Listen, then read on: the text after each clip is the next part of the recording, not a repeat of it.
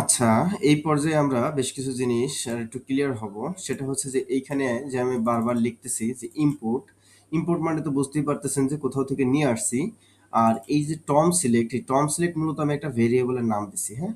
যেটা কি ভেরিয়েবলে মূলত এই পাথটা আমি বারবার পাবো, সেইজন্য একটা নাম দিছি ফ্রম, মানে ওখান থেকে নিয়ে আসছি। কোথা থেকে এই টর্ম সিলেক্ট, এই টর্ম সিলেক্ট কোথা থেকে আসছে এটা বুঝতে হইলে আপনাকে এই যে নোডের মধ্যে যাইতে হবে, যেহেতু আমরা ইনস্টল করছি নোড মডিউলের মধ্যে এটা ইনস্টল হয়েছে, ওই ফোল্ডারটা আমি জাস্ট এখানে ধরাই দিছি। একইভাবে এয়ারটাও ধরাই দিছি, একইভাবে বুস্টআপটাও ধরাই দিছি, এবং এখানে বুস্টআপটা ভেরিয়েবল হিসেবে রাখছি যাতে পরবর্তীতে আমি ব্যবহার করতে পারি। হ্যাঁ, এই লাইনটার কাজ মূলত এটাই।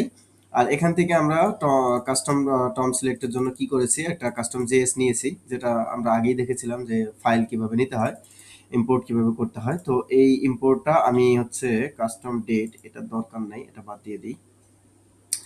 কাস্টম সিলেক্ট এই জায়গাটায় আমি বেশ কিছু জিনিস এটা আমি করে নিয়েছি। দেখেন ইম্পোর্ট ফ্রম টর্ম সিলেক্ট আমি আবারও এখানে করে নিয়েছি, নেওয়ার পরে এটা ইনিশিয়ালাইজ করছি। ইনিশিয়ালাইজ সিঙ্গেল সিলেক্টের জন্য আমি একটা লিখছি, আমি যখনই ক্লাসের নাম দিব যে টিএস সিঙ্গেল, তখন সে সিঙ্গেল হিসেবে কাজ করবে, এবং সেটা এই এই মেথডে কাজ করবে। যখন ইমেজ সহ আমি চাই তখন এই মেথডে কাজ করবে, টিএস ইমেজ।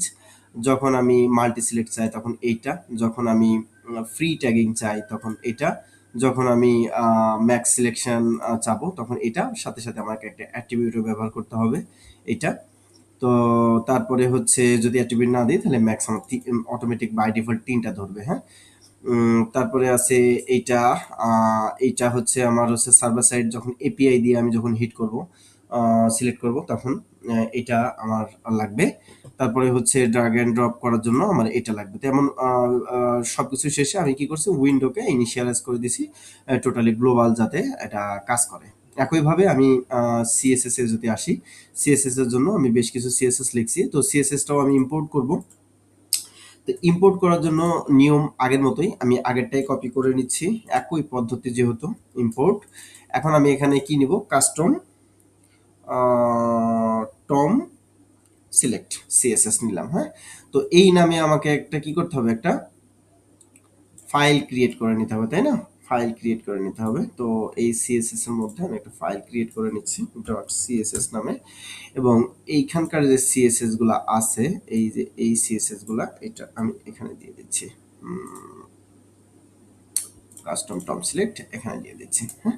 তাহলে কি হলো, আমার এখানে টম সিলেক্টটাও সিএসএসটা যেটা আছে সেটাও আমার ইম্পোর্ট হয়ে গেল। এখন আমাদের যে কাজটা, সেটা অবশ্যই আমাদের কি করতে হবে, এনপিএমটাকে আমাদের বিল্ড করে নিতে হবে, যেহেতু এই ফাইলগুলোতে কোনো চেঞ্জ করতে হলেই এনপিএম বিল্ড করতে হবে, রান বিল্ড কমান্ড চালাতে হবে, নাহলে এটা কাজ করবে না। আর ক্যাশ ক্লিয়ার করার জন্য আমরা কি করব, পিএসপি আর্টিসান অপটিমাইজ ক্লিয়ার। আচ্ছা, অপটিমাইজ ক্লিয়ার আর ভিউ ক্লিয়ারের মধ্যে কিছুটা ডিফারেন্স আছে, সেটা আমি পরে এই বিষয় নিয়ে আলোচনা করব। আপাতত এই পর্যন্তই থাকি। এখন দেখি আমরা আসলে কি কাজ করেছি। ওকে, আমরা দেখতে পাচ্ছি এখানে সিঙ্গেল সিলেক্ট আছে। আমি যখন সিলেক্ট করতেছি তখন সিঙ্গেল সিলেক্ট কাজ করতে পারতেছি। যখন আমি এখানে মাল্টি সিলেক্ট করতে চাচ্ছি তখন মাল্টি সিলেক্টের কাজটাও আমি এখানে করতে পারতেছি। পরবর্তীটা আমি হচ্ছে ট্যাগ এখানে রেখেছি, আমি চাইলে এখানে সিলেক্ট করতে পারতেছি। আর পরবর্তীটাতে আমি আরেকটা কাজ করেছি, সরি এটা বাদ দিয়ে দিই, কাছাকাছি হয়ে গেছে, কোনো লেভেল দেই নাই তো এই জন্য। আচ্ছা, এখানে যখন আমি সিলেক্ট করতেছি, দেখেন দুইটা, তারপরে হচ্ছে আর সিলেক্ট করতে দিচ্ছে না, আমি এখানে লিমিট দিয়ে দিয়েছি দুইটা, হ্যাঁ। এর বেশি আর সিলেক্ট হবে না। বাই ডিফল্ট কয়টা থাকবে, 3টা থাকবে, সেটাও আমরা কন্ডিশনে বলে দিয়েছি। এখানে আমরা প্রোডাক্টে যদি সার্চ দিই, এটা হচ্ছে এপিআই বেস, হ্যাঁ। এপিআই থেকে কল হবে, কল হয়ে যদি আসে তো পাবে, যদি না পাই তাহলে ক্রস পাবে। ওকে, তারপরে আমাদের রয়েছে হচ্ছে এখানে স্টেপ আছে। তো এখানে আমরা এই দিলাম, এই দিলাম, এই দিলাম, এভাবে দিয়ে আমরা কাজ করতে পারতেছি। লাস্টে আমরা একটা কাজ করেছি, সেটা হলো যে ইমেজ সহ, হ্যাঁ।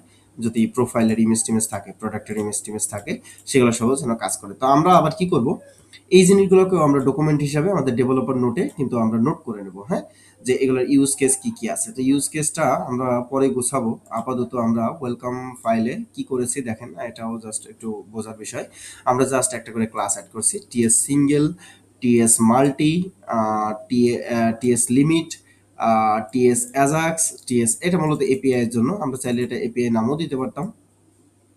এইটার যে কলটা আছে এটা বোঝার জন্য জাস্ট এখানে আমি সিম্পলি কপি করলাম, কপি করে আমি যদি ওই যে কাস্টম সিলেক্টে যাই, এই দেখেন অ্যাজ অ্যাকসেপ্টেড এখানে কল দেওয়া আছে। ওকে।